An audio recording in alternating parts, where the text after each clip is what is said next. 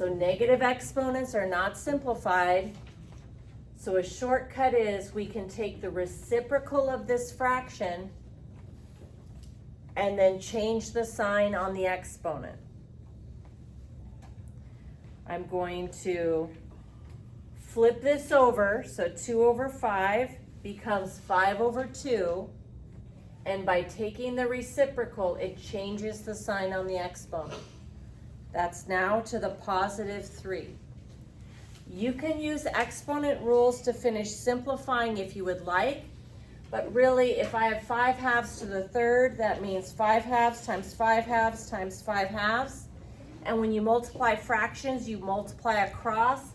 So 5 times 5 is 25, and 25 times 5 is 125, and then 2 times 2 is 4, and 4 times 2 is 8. So multiplying across, 5 times 5 times 5, and 2 times 2 times 2. All right, so let's do that again.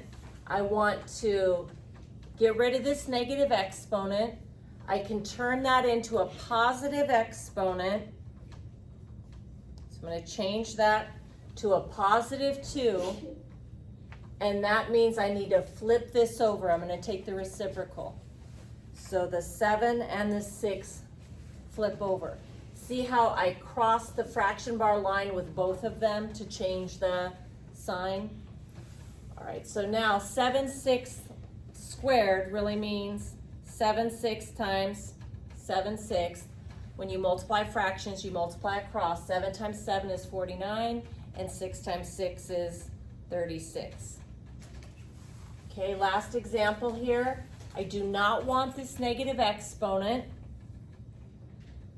I'm going to make this a positive exponent by taking the reciprocal. So instead of 7 over 3, I have 3 over 7.